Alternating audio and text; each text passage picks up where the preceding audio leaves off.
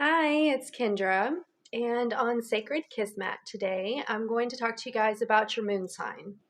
First, you're going to have to find it if you do not know it. And so you want to go to Google and search anywhere, find my moon sign. Or you could do a moon sign calculator, astrology moon sign calculator. Cafe Astrology's got one. There's tons of them out there. Astro.com, Astrolab, AstroSeek. There's lots of different websites. Once you find your moon sign, though, we are going to talk about where it is in placement as far as the sign. So you need to listen to the sign it's in. And I would also recommend listening to the house that normally rules that area. So say you have the moon in Scorpio in the third house. That means you would want to listen to the moon for Scorpio and the moon for Gemini because it's in the third house, which is the natural rulership of Gemini. So listening to the full video is kind of the best way around learning these aspects between the emotional self and the personality. So I would suggest watching the whole video, or at least finding out the house and the sign that your moon is in before you start listening. So if you don't connect to your moon sign, there's a couple of different things why that might be. First off, the moon is the significant part in your emotional self that related to the most nurturing parent that you had. Some people say it's the mother, and it is the mother archetype. It's the triple goddess. It's the moon. It's the cycles of the feminine. So it is most typically the mother. But I have seen in instances where the mother in the family of the client's chart I'm looking at was more of the masculine, assertive parent, and the father was the more nurturing parent. So then it's going to be portrayed a little differently. And an underlying psychological understanding of it all is that that first kind of nurturing that we get when we're children is what, stabilizes that foundation of how we like to be nurtured in the future, how we nurture other people or our own children. So that can be something that needs to be addressed. If you don't feel a connection to your moon sign, it is probably because you don't feel a connection to that nurturing, or you saw that parent in that way. That sometimes is it as well. If it doesn't connect to you, it's like that's how you saw your mom, especially if it's in the air signs, because the moon in the air signs is kind of difficult because the moon is supposed to be an emotional thing, and the air signs are so intellectual that sometimes there's that disconnect. So if you had a moon in Aquarius, especially like in one of the air houses, like the third or the 11th, then it might be that that's how you saw your mother or your nurturing figure in your life. You saw them very disconnected, and that's why it makes you feel disconnected. Or it could be that expression of that's why, you feel those kinds of ways towards others because that's how you were taught from the nurturing parent. So that's kind of the way I want everybody to kind of look at it and understand how they integrate their emotional selves into the relationship dynamics that they have in the future with the people that they nurture in their lives. Okay, so the moon in the first house or in Aries is going to be a very independent emotional person. It's going to be that type of energy that is assertive or needs to be assertive in their emotional relationships with others. So that might be something that you see you struggle with or you need to develop the skill set to do is become assertive in your emotional relationships. It also is if you have Moon Mars conjunct, is kind of the same type of energy because it's Mars and the moon blended. So the moon being the nurturing, the creature comforts, the things that make us feel safe. And then being in the warrior's house in the assertive Martian type of energy kind of creates this little bit of a dichotomy with the body and the emotions. So the first house is where you look in a chart to look at the body. It's the self-identity. It's wrapped up in that same thing with the emotion. So you will probably identify as being a very emotional person or not a very emotional person. it can go one of many ways. If you have that kind of Martian energy intertwined with your nurturing, it means that that is a courageous type of nurturer too. These can be the people that are the healthcare workers, the healers, the people that actually physically nurture. Again, it's with the physical body doing the nurturing, whether it's to the self or to others. It is a natural placement for the empath. Like I say in my videos, I don't think any one placement is, classified to be one thing, because, you're more than just one placement in your birth chart. But this would definitely be a significant placement for the natural empath, with the moon in the first or the fourth or possibly the 12th house. So with this kind of energy, though, it is the natural placement of Mars. And like I said, that warrior type energy would indicate like the healthcare stuff. It would indicate, the war energy can be transposed onto different kinds of social context, right?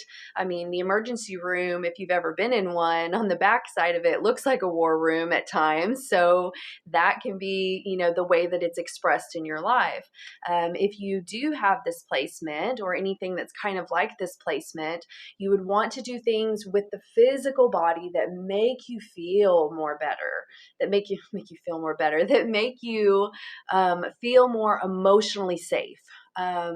Meditation is good because you're making sure your body is safe so that your energy can align, so you can get to a state of consciousness and be able to integrate yourself. That keeps the physical self safe.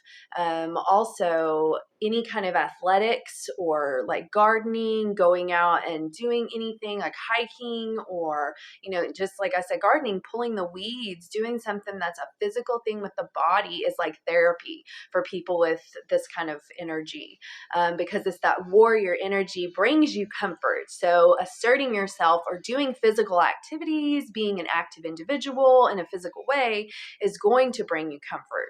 And so that is definitely something that people with these kind of placements or this kind of energy probably should try to put into their lives and implement into a routine so that they can feel more comfort from this and learn how their emotional self works better. With the Mars moon energy, you can be very emotionally aggressive with your partner or anybody in your life, really. Relationships in general, you can be emotionally aggressive, where you want to have their emotional, entanglement with you. And so that can be an intensity that some people don't want. I mean, unless that's a match type of energy or that's the kind of intensity that they want, that emotional intensity in such a physical way that's being expressed through relationships, especially in like a sexual way, can be a little too intense for some people. But a good outlet for this, again, is the physical, being like a martial artist or practicing, for the Olympics, or going and doing a 5K or things like that, is a way to like churn out that energy without it, coming out in partnerships. Because especially in the first house, you always have to look at the seventh house, which is opposite of that. So anything that's intertwined with the self identity is going to be intertwined with the partners too, and the relationships in your life, because the self versus the others are always going to be like something that plays out in all of the archetypes of the zodiac.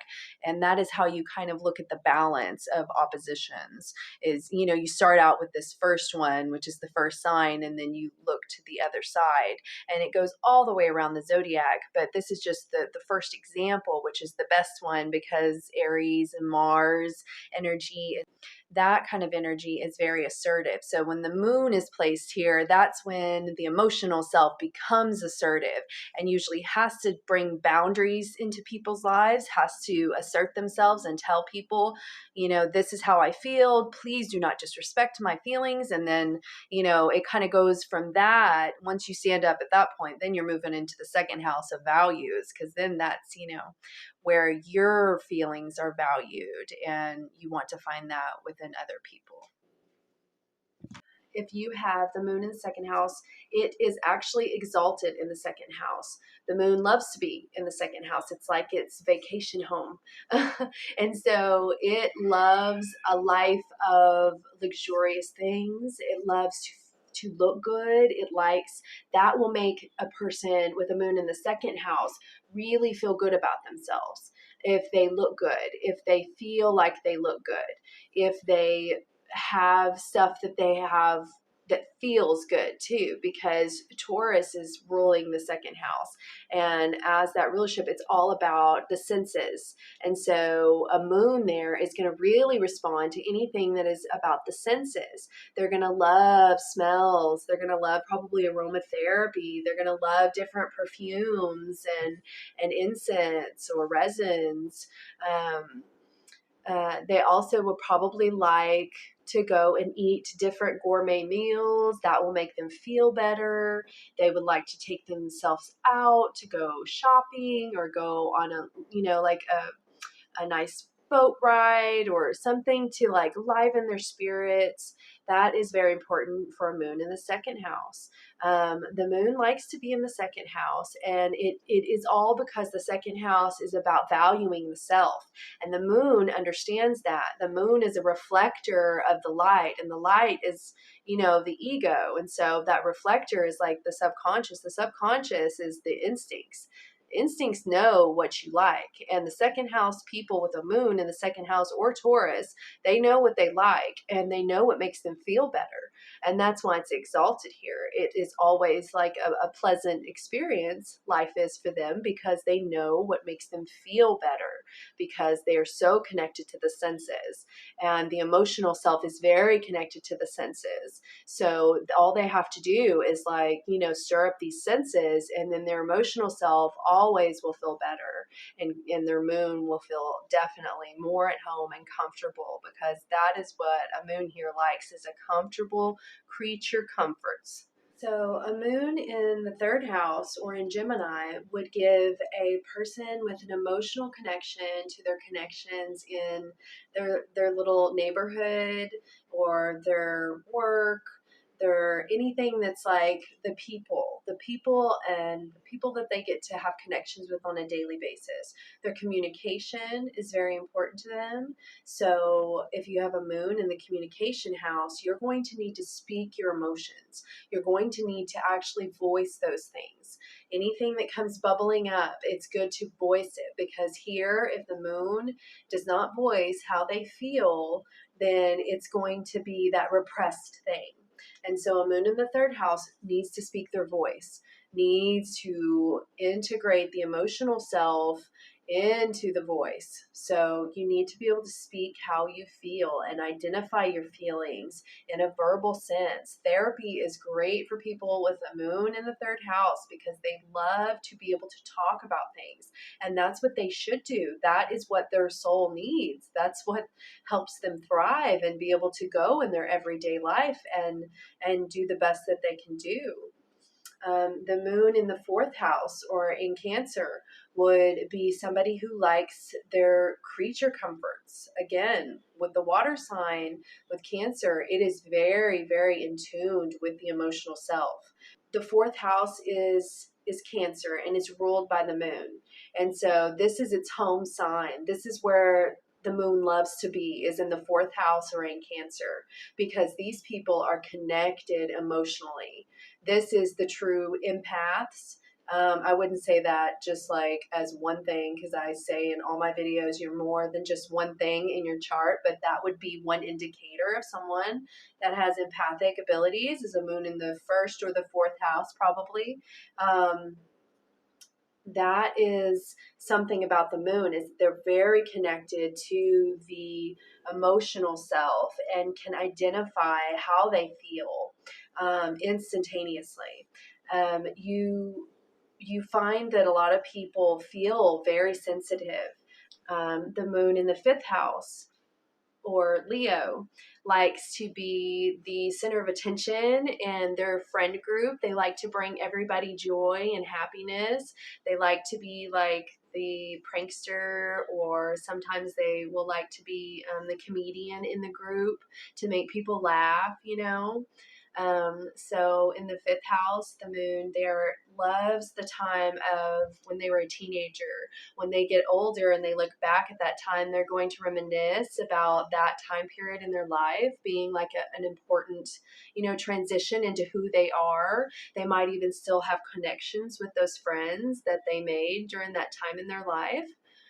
So fifth house moons definitely feel connected to people on that level. They also love to do anything that has to do with the arts, the performing arts particularly, but painting or sculpting, gallery work, or any kind of like drama, plays or whatnot. They'll be able to thrive emotionally if they can express themselves in that art form. So that would be an important thing for somebody with a moon in the fifth house, to be able to express themselves with that childlike ability of imagination and creation in art form, you know. And it's usually a physical thing too. That's why I keep bringing up performance arts, or, you know, like acting, or any of the miming or pantomiming, or even like Broadway dancing would definitely be like a moon in the fifth house or in Leo, because it's channeling that emotional energy into that art form, and it's so therapeutic for people with moons in the fifth house. And a moon in the sixth house would be in the domain of Virgo. So that would mean you would feel emotionally connected to things that are pure, also spiritual, because it connects over to the 12th house of Pisces. And that axis is very strong, especially for the moon, because it is a feminine sign. And the Virgo is the virgin, the Pisces is a very intuitive spiritual side too, and it's very connected to the feminine realm. So to have the moon in the sixth house would indicate you would definitely need that kind of connection to feel emotionally grounded. So church or any kind of religion or any kind of spiritual teachings can help you like ground your reality, but in a spiritual sense, keeping spirit alive in your everyday life. And also, with the moon in the sixth house, you need to have a steady routine and develop a discipline form for yourself, whether it is in work or if it's a hobby. Something like that will bring you a lot of emotional stability, to have something that's actually, you know, of your creation. So that's really important there too. A moon in the seventh house would be in Libra's domain. And so Libra is about, you know, the opposite of Aries and Mars in the first house. It is about the other, and the partnership, or the business partnership, or the marriage, or whatever, you know, facet of your life it's coming out. It would be the other though. And so in Libra, the moon is expressed through, you feel emotional sustainment and emotional connection with somebody when you are able to share things with them. Because in Libra, it's not just about your own emotional connection. You need to have another person that you can bounce ideas off of, that you can actually like talk about your emotions with, or be able to have that day-to-day connection of being able to talk about your day and go through everything that happened, and have somebody that you know is going to be there by your side, somebody you can trust, and somebody that you can actually have that emotional deep connection with. And so the moon in the seventh house is hard for some that are not in relationships. So that can be an indicator of how you can get to the point where you are ready for a relationship, is working on the first house stuff, which is the self, learning to love the self, learning to give yourself compassion and understanding. And that will bring you closer to be able to understand your moon in the seventh house, of being able to give to a partner once you learn those lessons about giving to the self. So that's the main lesson with a moon in the seventh house, is that they sometimes will give too much to their partners, or if they don't have a partner or a dynamic that they have with another person on that level, then they struggle with being able to find that sustainment within them. But that is just part of the evolution of that moon sign being in that placement, is that you have to learn that these sustainable things and these things that you want to share with another are the things that you need to develop within yourself first before you can go and share it with somebody else. And the moon in the 8th house. This is Scorpio's domain. So the moon in the 8th house is going to be very emotionally connected to their ancestors, going to be connected to some kind of understanding around their own cycles in life. They're going to also want to be connected to like that true, raw, deep truth. And so a lot of moon in the 8th house will seek out in religion or spirituality or the occult, trying to find the hidden truths, the deep truths of the world, because they don't feel emotionally safe until they understand these deep truths. Scorpio moons or a moon in the 8th house are always going to be invested in trying to understand people. They love psychology. They love the breakdown of the human psyche. They love to talk about those kinds of things, life and death. They love to be, the midwives or the doulas, because they're there at birth, they're there at a transition, or they also would love to, volunteer and do work at, Alzheimer units or in retirement homes, and working with the last transition of life before death, and so those are different aspects of being able to understand your moon sign, is being able to emotionally connect to people on those levels, because not everybody is comfortable with that. Not everybody likes to be there when a baby's born. Some people would never want to see that. So, some people would never want to be there when somebody dies. It takes a very, very unique individual to be able to sit there and hold someone's hand as they're passing. So that is definitely the kind of experiences and the kind of deep truths that Scorpio moon or moon in the 8th house are going to kind of need to go through in order to understand themselves and understand the way that they view the world and how they perceive things. It can be a moon that gets very black and white, that gets very wrong and right, and very, stuck in that kind of dynamic. If it comes out sideways and doesn't, if they don't see that everything is like gray, like I said, it is a gray area when it comes to life, and they don't focus on like the birth part and the death part, but just see it as a cycle of transformation. That's when they've really understood the deep truth, and the understanding will bring them emotional comfort, will bring them a sense of understanding. And that's part of the whole being connected to their ancestors thing, is that there's some connections, and some of them would indicate, trauma in life or past trauma, because the 8th house is the place where you would look for, stuff that occurs outside of the self too. So that would be an indicator of being able to work on those facets of the self and being able to nurture those parts of ourselves, because the moon is where you nurture. And so having a moon in a placement like that would definitely mean that you would need emotional connection to your psychological underpinnings. You need to be able to understand how your psychology works in order to be able to emotionally accept what's going on with you, or how you process things, or how you perceive your world. So it's important for those with a moon in the 8th house to seek those things out if they need to.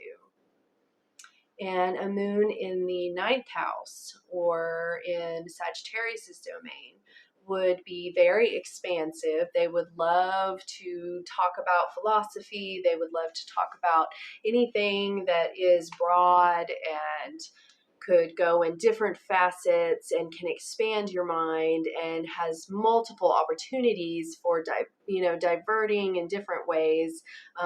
Jupiter is the expander, and that's the ruler of Sagittarius. So with the moon there, you're going to be interested in higher learning, you're in, religious institutions. It's the guru, it's the higher levels of understanding, not just being a basic human. So a moon in the ninth house or in Sagittarius really probably need to go to do college or higher learning to find themselves. They would like to, these are like the architects too. This is also like the astronomers or, people that can think really big, scientists and whatnot. So the moon there would need those kinds of outlets. So you could even be a writer and just, write stuff that's sci-fi or write stuff that's very out there.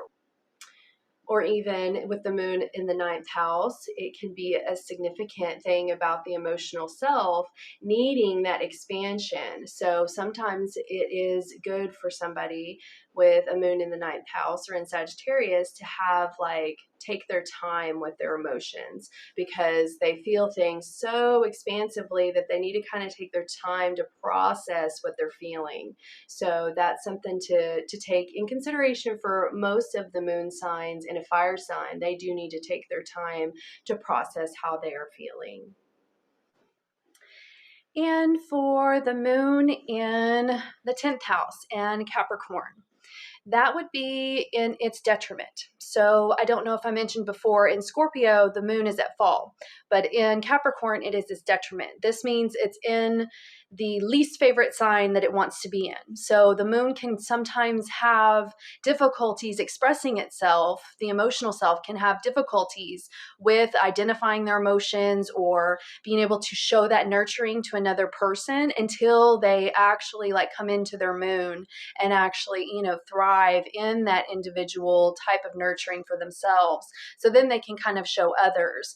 I've noticed that moon and Capricorns kind of are the boss babe of the emotional self. They always have it under control. If somebody else is freaking out, they know how to handle it. They know how to get a situation completely under control. And it's because of that Saturn archetype that rules Capricorn. It's the parent figure, right? So it's like the authoritative figure in your life. And it's through the moon, though. So it's kind of mixing this authoritativeness with the nurturing. And so a lot of times, especially if you're a female, whenever you have your own children is when your moon finally understands that Capricorn type of connection to its moon energies. And that's because it's bringing that energy into you. You're becoming pregnant, you're becoming a mother now, and now that can be expressed in a different outlet where your authoritative boss babe attitude can get all these kids under control.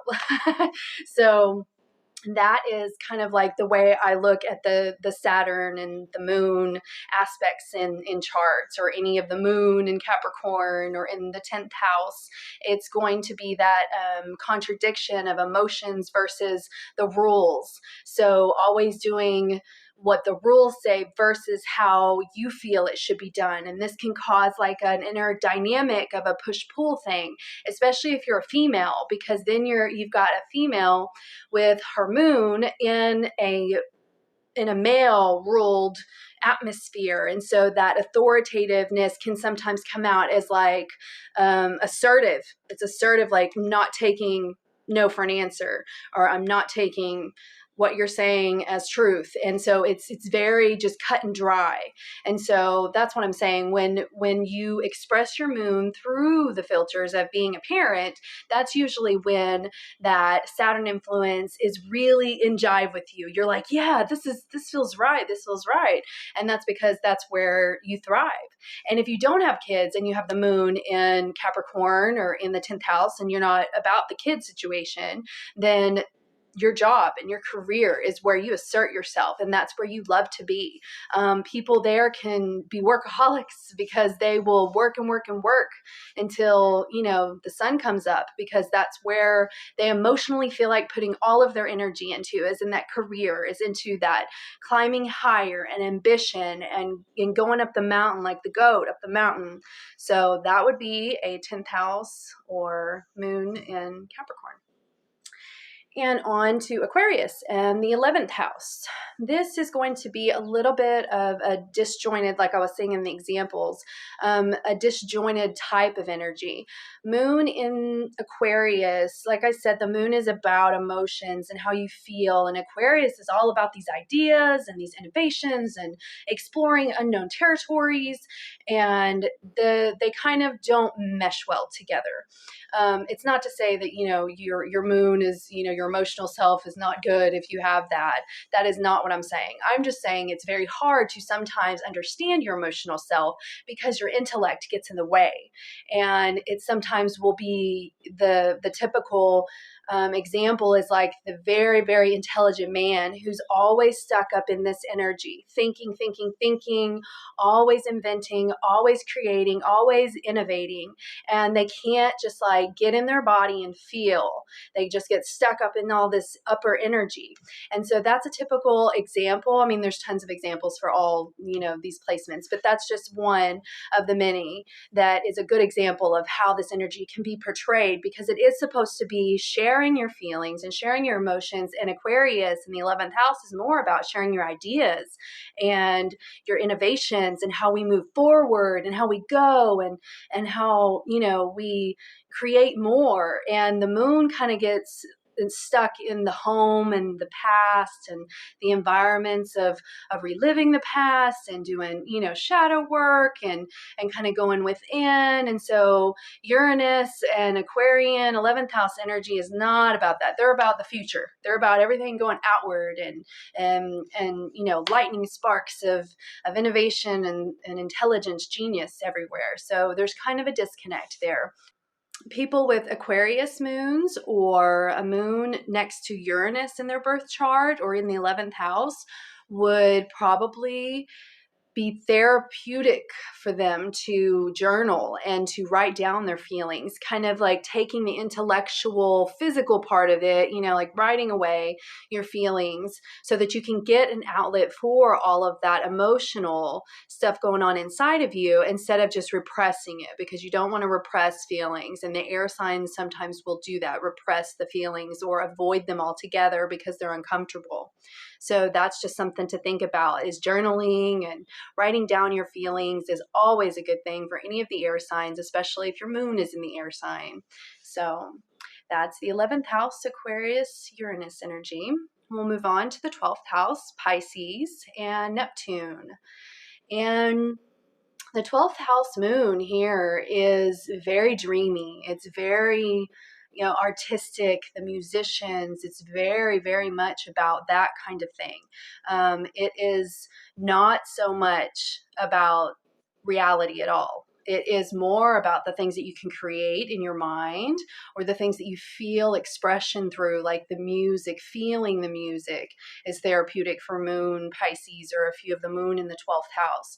You also will be very, very interested probably into the subconscious nature of yourself or depth psychology or any of those things that try to, go beyond something that we can understand. Moon in the 12th house probably needs a religion, a church, or some kind of spiritual practice or ritual to help them feel comfortable and get them integrated into how they feel. They usually need solitude too, but not too much, because you Pisces sometimes can isolate like nobody's business, and it's not the best for you all the time. But they do need that isolation so that they can kind of like regroup, because usually 12th house energy, especially the feminine, planets and the moon and stuff, that kind of energy is very overwhelmed with like loud sounds and concerts and stuff like that. It's overwhelming to their senses and to their psyche, their energy in general. They also have to be very concerned with, like I said, their spiritual nature and diving into that, because if they don't, then there's always like risk of things where they get disillusioned with stuff, with relationships, with drugs, alcohol, with, anything that can cause this disillusionment. It can bring them comfort and they feel like that's what will help them. And then in the end, it's not helping. It's like just covering up or avoiding the actual problem. So they really need to do that inner work. They need to do the shadow work. They need to work on childhood traumas. This is definitely need to look out for those kinds of things when you're dealing with a 12th house moon, because then you can integrate yourself and show compassion to yourself, because Pisces is all about compassion.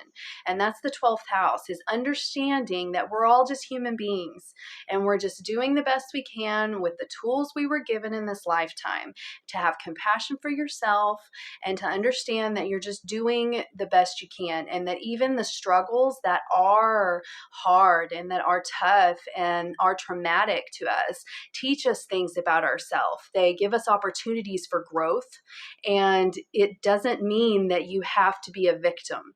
That's the thing that all Pisces energy has to learn eventually, is the victim savior type thing, because that's the dichotomy between, Virgo and Pisces, is this like the Virgin Mary and the Christ Savior. It's like this victim savior thing that goes back and forth, and they can get caught up in that with relationships with their friends or their spouses or any of their loved ones.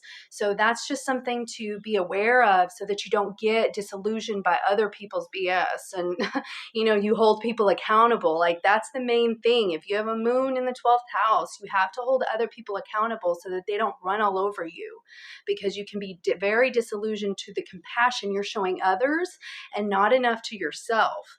So to know that you are worthy of the value, and you shouldn't, let others try to take your value away from you or stomp your light out, because they will. They'll take advantage. Moon in the 12th house or Pisces type of energy usually is that victim or the savior. It's like people want to take advantage of you, or you want to take advantage of others. So you kind of have to, work and try to find a middle ground where you're not on either. No one's taking advantage of you and you're not taking advantage of others. And so that way there's like this middle ground, and then you'll actually feel emotionally safe, because you know where you stand with everybody, because you've set boundaries and you have held people accountable for how they treat you. And that in itself will make you feel safe, because that's the moon. It's the nurturing of the emotional self. And so the way to make yourself feel safe is to create these boundaries and create these things that give you structure, because Pisces in the 12th house is so watery and so, there is no structure. It's the void. It's, the void of creation. So you have to give those structures in your relationship so that you don't get walked on. And that's important, so that you can actually be the best you that you can be.